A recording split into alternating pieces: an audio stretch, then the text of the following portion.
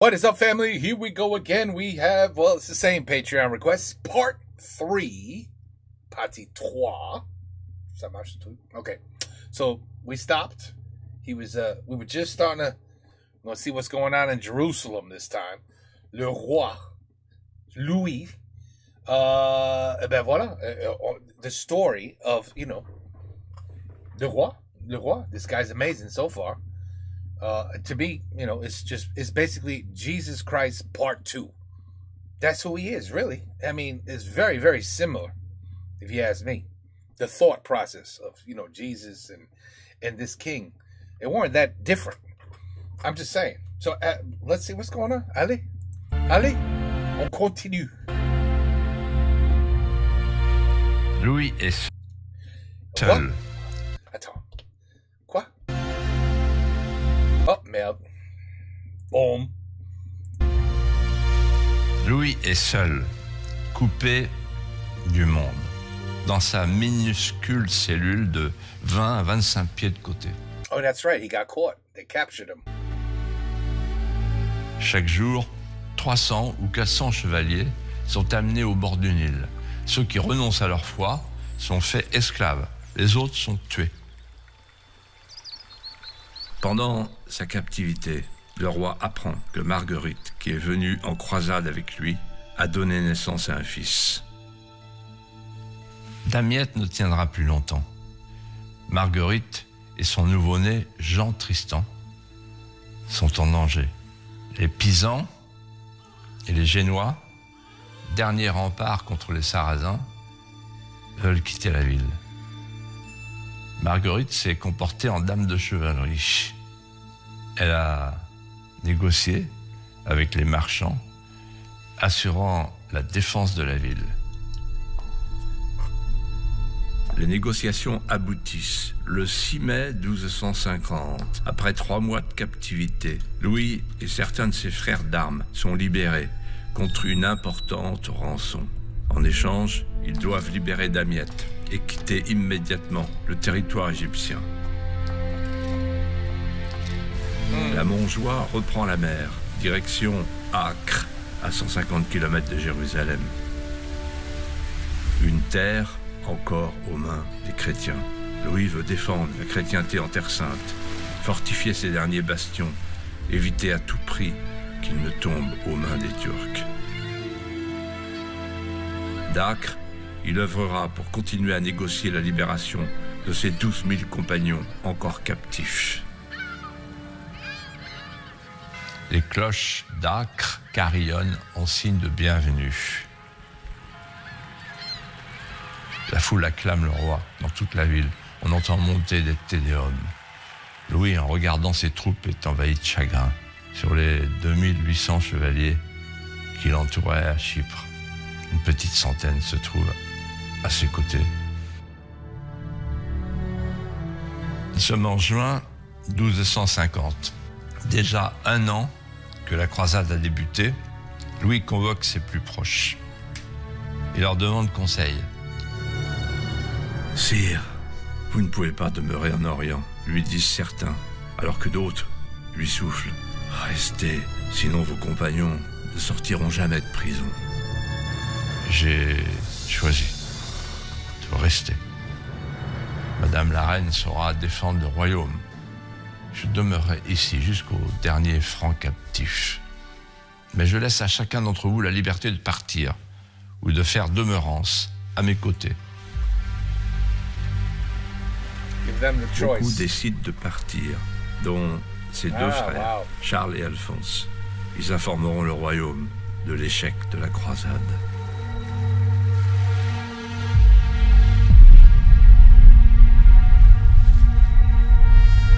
I thought they would all stay with him. Faute d'effectifs, Louis ne peut plus mener l'offensive. Alors, il va bâtir des fortifications pour protéger Acre, Jaffa, Césarée. Un jour arrive une lettre de sa mère, Blanche. Louis remarque immédiatement l'écriture, celle d'une main mal assurée. faible. Wow. Les lettres de la reine se font de plus en plus rares, de plus en plus brèves. She's dying. Ce que Louis craignait arrive au printemps de cette année 1253. Sa mère, elle est morte. On frappe à la porte. Eh oui. Geoffroy de Beaulieu, d'abord, confesseur du roi. Il est suivi d'Eudes, de Châteauroux, de l'archevêque de Tyr et de Joinville. Il entend cette phrase tomber comme un couperet. « Madame, votre mère n'est plus. » Elle laisse le royaume de France inconsolé. Le roi est tombé à genoux, tente de retenir ses larmes. « Pardonnez-moi, Seigneur, de pleurer ma mère. Je vous rends grâce en cet instant, car avant qu'il ne vous plaise qu'elle trépasse de ce monde, cette mère reprise fut une mère donnée. »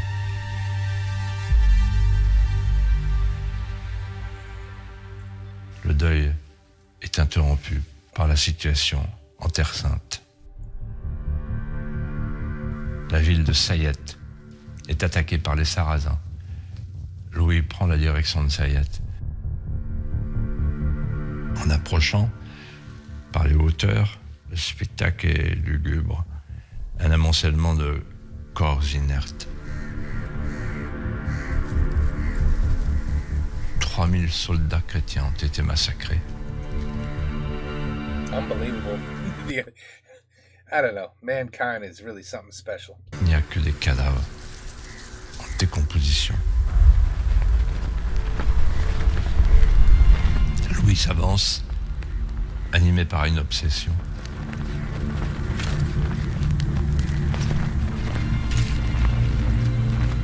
Mettre en terre ses corps, offrir à ses chevaliers une sépulture digne de ce nom.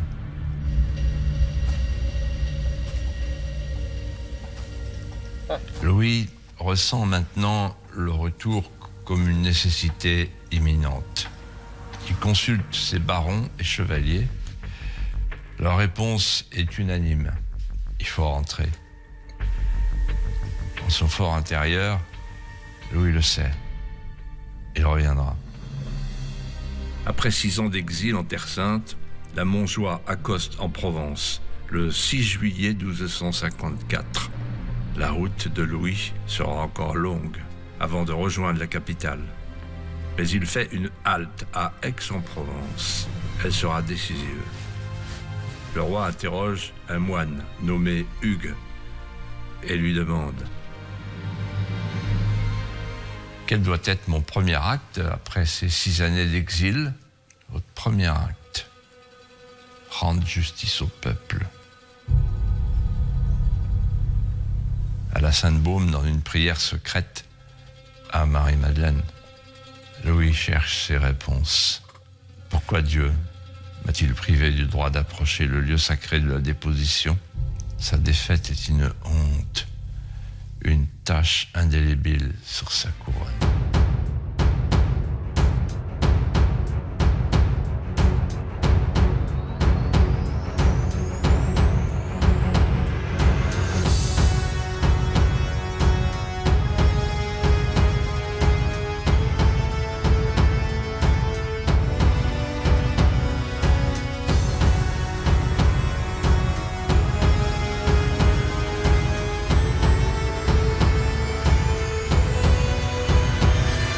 Vite à ces festivités auxquelles son âme ne s'accorde pas.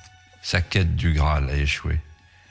Il a vécu pour Jérusalem, mais il n'a pu ni la sauver ni même l'approcher. Envahi de tristesse, sa main tremble sur le sceptre trop lourd et paré de trop d'éclat. Il se défait de ses fourrures d'écarlate. Il supprime les ornements. Il devient affamé de sobriété.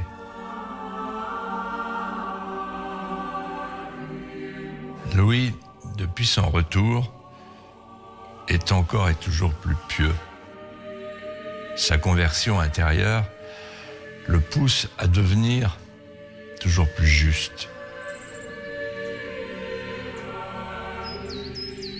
Et on le retrouve à Vincennes, sous un chêne, d'où il rend la justice. Il veut, sous les arcs de verdure, être accessible à tous les plaignants. La justice royale doit être à disposition de tous.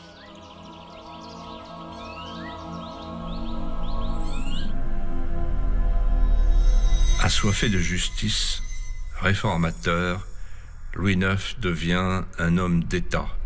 Il retire aux barons leur droit de battre monnaie, ce qui compliquait les échanges commerciaux. Il crée l'écu, conscient d'une chose. Il n'y a pas de nation sans monnaie, et pas de monnaie sans nation. L'écu est frappé, c'est la première monnaie d'or capétienne.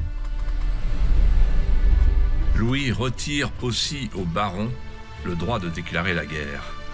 Seul le souverain peut désormais déclencher l'ost royal. Cette réforme lui permet de se muer peu à peu en homme de paix, y compris à l'égard des ennemis héréditaires du royaume.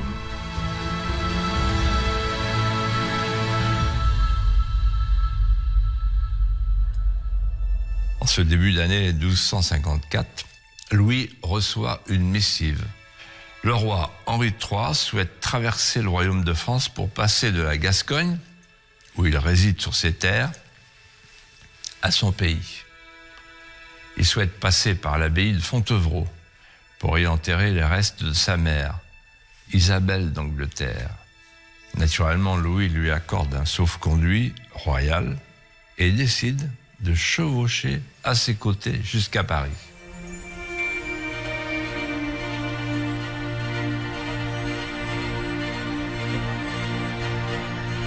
Henri III est émerveillé par la Sainte-Chapelle, puis par Notre-Dame. Il reçut en grande pompe. Le temps est venu d'établir la paix, même avec l'Angleterre. Un traité de paix est signé. Le roi d'Angleterre offre d'importantes concessions. Ces terres du Limousin, du Quercy, du Périgord passent désormais sous l'autorité du roi de France. Le roi d'Angleterre, à genoux devant le roi de France, prononce les mots solennels « Sire, je deviens votre homme de bouche et de main. Je vous jure et promets fiance et loyauté. Je m'engage à garder votre droit à mon pouvoir et à faire bonne justice à votre semence. » Wow. Les deux rois s'embrassent. L'histoire jugera. Il n'y a plus en France un seul pouce de terrain que le roi d'Angleterre occupe en qualité de souverain. Louis a désormais 46 ans. Il a décelé en son fils aîné, Louis, son successeur, de bonnes dispositions de caractère. On dirait aujourd'hui l'étoffe d'un dirigeant. Il régnera. Rien de tel pour le préparer que d'effectuer un grand tour de France. Un voyage à travers les contrées, les pays, les terroirs et bien sûr les cathédrales. Il souhaite que son fils approche ce mystère. C'est le beau qui éveille au bien et au vrai. Partout en France, ces murailles s'envolent, des flèches dentelées se dressent. C'est le temps des cathédrales. Look at that. Eh oui. Rouen, Amiens, Reims. Témoignages de lumière et de grandeur, ces cathédrales sont les portes d'un temps nouveau. Celui de l'harmonie entre Dieu, la nature et les âmes. C'est l'élan des croisés de France. Ceux qui n'ont pas pu partir en Terre Sainte ont construit des maisons de Dieu en forme de croix, de vaisseaux renversés. Amiens, la plus vaste des cathédrales françaises. Incroyable. Chartres avec ses reliques, du voile de la Vierge. édifice carolingien datant de 820, cathédrale des rois, signe de l'intimité entre le roi de France et le roi du ciel. Le voyage s'achève à Notre-Dame de Paris.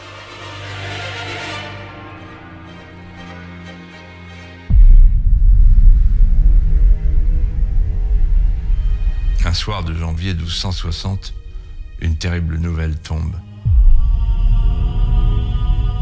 Son jeune fils, Louis, a été emporté dans la nuit. On ne savait pas malade. Stupeur. Terrible épreuve. Wow. Cette croix.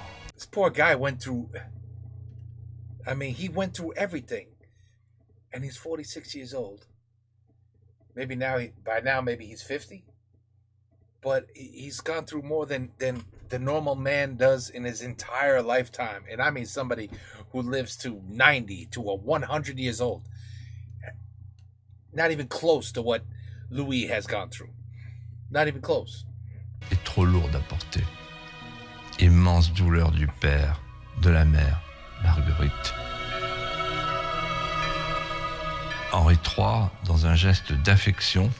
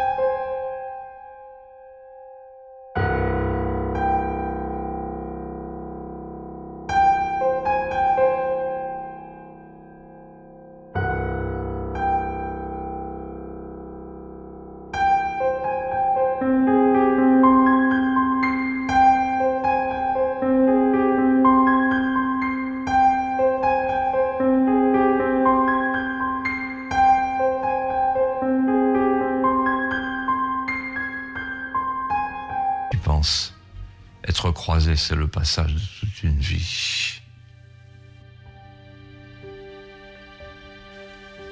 Il y a son cheminement intérieur et puis les nouvelles qui arrivent au palais, qui viennent justement de l'Orient.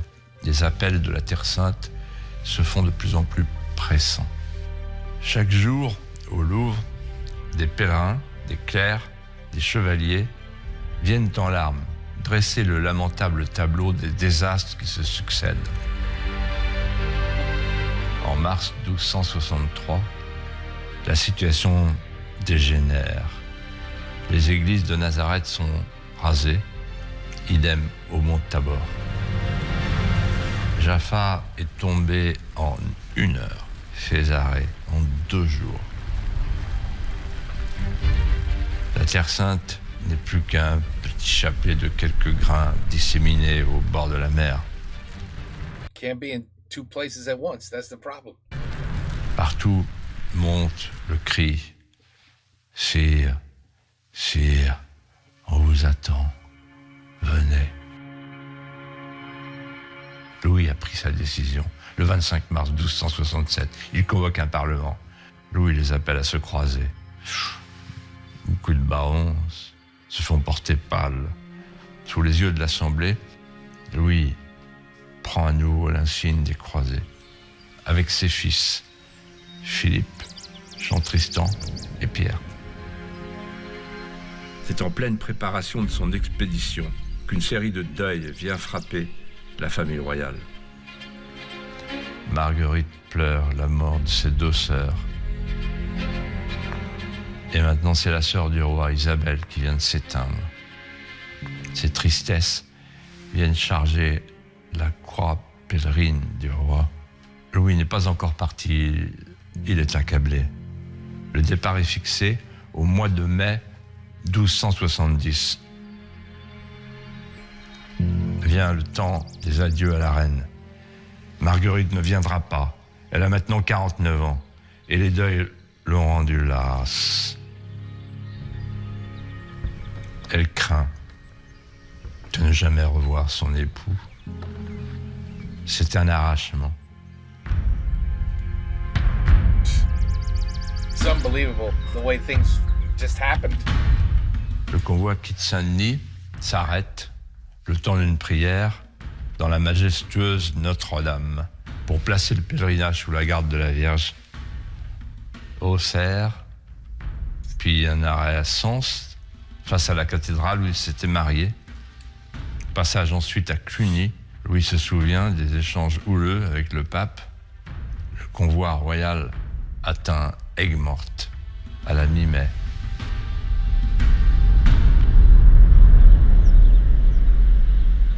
Le samedi 12 juillet 1270, le roi fait part à ses chevaliers de la destination.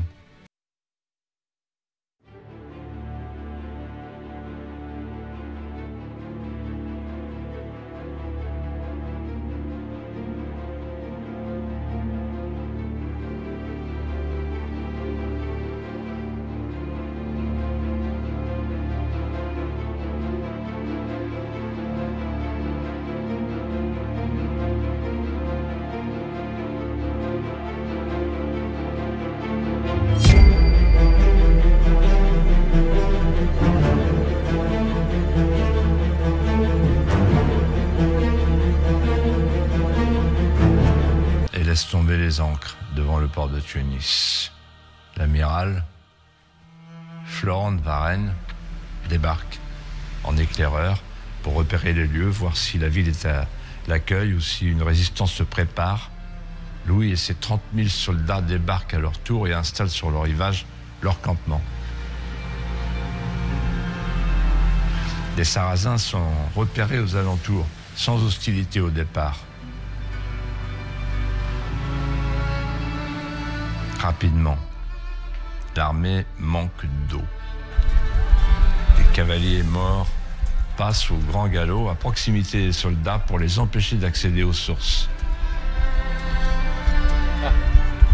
On déplace le camp en espérant trouver cette ressource en eau. Les choses se gâtent. Louis apprend que le roi de Tunis a fait prisonnier des soldats chrétiens. La conversion s'éloigne. La chaleur et l'humidité deviennent insupportables. La fébrilité et l'épuisement gagnent les rangs. Les maladies engendrées par le soleil d'Afrique affaiblissent les hommes. Les morts se comptent par centaines. Les Sarrasins harcèlent. Mais il faut attendre, en espérant le débarquement de Charles, sans renfort inutile d'aller plus loin. Bientôt c'est l'hécatombe.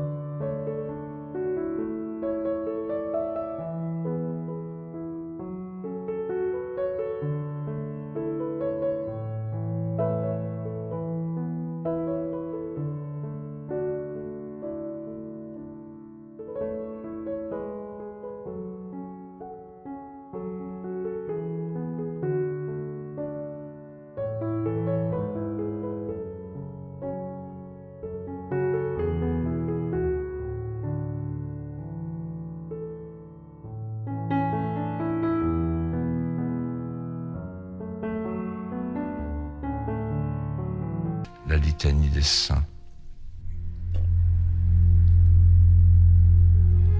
Juste avant son dernier souffle, Saint Louis prend la main de sa fille Isabelle et lui demande un service. Ma petite Isabelle, tu retrouveras mon psautier au palais. Ce psautier, il a été enluminé par des copistes tolédans. Ce psautier, c'est lui qui m'a donné la foi. C'est lui dont je tournais les pages chaque soir sous la férule de ma mère. Je souhaite, après ma mort, que tu ramènes ce psautier à Tolède.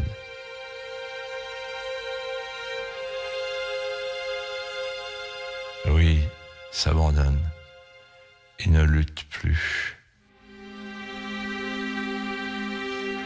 Paisiblement, il s'en va. On lui ferme les yeux. Adieu, ma France. Ô Jérusalem.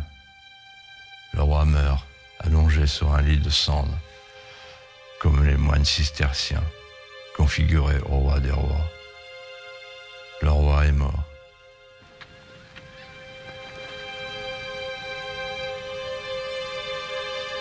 What a life.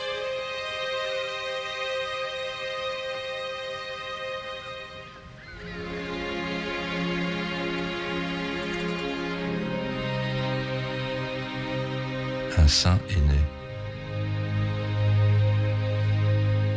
On parle très vite de canonisation. Des miracles.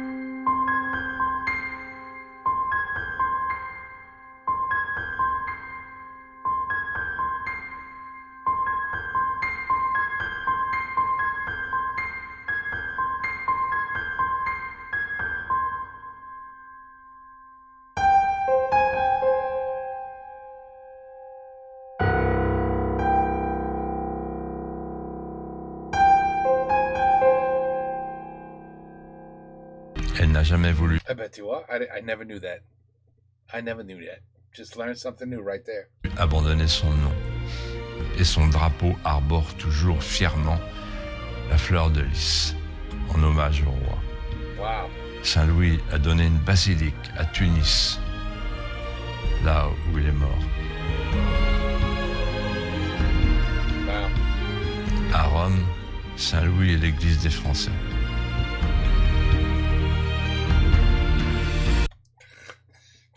Regarde ça. Regarde ça. Incroyable. Non, vraiment. There are no words that can describe what I'm looking at. Si Saint Louis m'a touché au cœur dès l'enfance, un événement m'a poussé à écrire ce film. Eh ben, you're a hell of a narrator, my friend. A hell of a storyteller. C'est en avril 2017. Avec mes amis du Puy du Fou, nous sommes à Tolède, en Castille, la patrie de Blanche. Sur le parvis de la cathédrale, le recteur nous attend. Nous comprenons qu'ils veulent nous montrer quelque chose.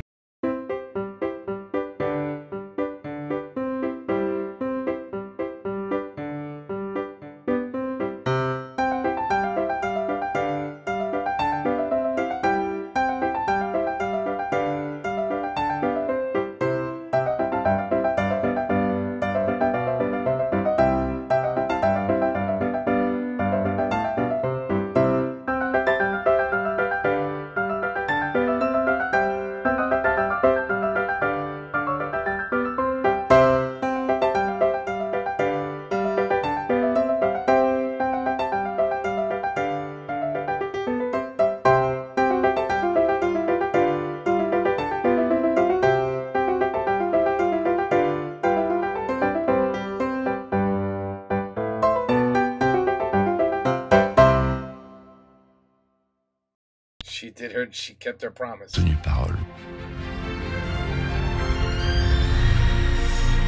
Le psautier de Saint-Louis est à Tolède. Le Puy du Fou aussi. Et d'ailleurs, le premier arbre que nous avons planté là-bas, c'était un chêne. Le chêne de Saint-Louis. Oh man, could have ended that a little less abruptly, but wow. You know what, man, I don't even know what to say, but I mean, what a story, what a king. What really baffles me is the mix. How religion and war, you know, God, faith, love, and then war, death, disease, sickness, meshed for centuries. There was never one without the other. You know what I mean? Now, you know, why? Why does there have to be so much death and war and battles? And I want this and I want that. You have what I want. And I want what you have. But we're all God's children. We love God. We have to do this peacefully. You know, killing 30,000 people or whatever. You know what I mean? Like, they're both, again, wherever there seemed to be religion, there was war. And vice versa. Wherever there was war, it was either, it had something to do with religion most of the time. But, and of course, owning land and this and that, but it's just, I mean, this man, like I said, this king, he went through more than, I mean, if I lived to be 200 years old, this man saw more. This man went through more in 56 years old, I think it was, in what I could have went through in 200. I mean, this poor guy saw it all. He went through so much, and kept going, And I know back in these days, I mean, 70 was like today's 100. You know, everybody died young back then. From the fever, from disease, from, I don't even know what the hell happened. His skin became black. What I don't even know. I don't even want to know what kind of disease that was. But I guess it's, you know, it's not like all these people were walking around with suntan lotion. Oh, it's very hot today. The sun is out. Let me put some lotion on. You know, let me put some lotion. You know, who knows? They didn't know. Today it'd be like, oh, you died of cancer. You died of melanoma. But over there, it's probably like skin disease, you know? You know, I don't know. But anyway, it was a hell of a story. And, you know, St. Louis, yeah, St. Louis. That's a city right here in the United States. I had no idea it was named after him. That's excellent. That's amazing. Founded by 2 Frenchmen. I didn't know that either. Anyway. It's cool that we didn't change the thing. You know what I mean? That we kept it that way. But what a story. What a story. Yeah, I tell you, the back in the day, it just fascinated me. It's just like, boom, you're my wife. Come on, let's have some kids. I need somebody to succeed me. You know, when I die, you know, I need somebody to, you know, become the king. So hey, we gotta. No. You can't just have girls. We got to keep going until we have a boy. You know what I mean? Yeah, I know I just met you, but, you know, that's it. You're the queen. You're my wife. That's it. It's the way it is. That's it. No. That's, your life is finished. You are now my queen. That's it. I mean, it's just, I don't know. It's just it's like a whole different breed of humans in those days. Can you imagine that shit today? Can you imagine any of this sort of thing going on today? No. You don't have the right to do that. You can't do that. Are you crazy? Anyway, there you have it, folks. Louis, le roi de la France. he definitely was an important one. There's no doubt about it. Okay. Part 3, finished. Hour-and-a-half video, finished. Et voila. A little bit of history that maybe we all learned a little bit of something. I probably learned way more than you. But, because you probably like, yeah, of course we know Louis. Our schools taught us all about this already. So, yeah. You think they taught us this over here in the United States? No. So I learned a lot. Okay. Take care. Peace out. À la prochaine.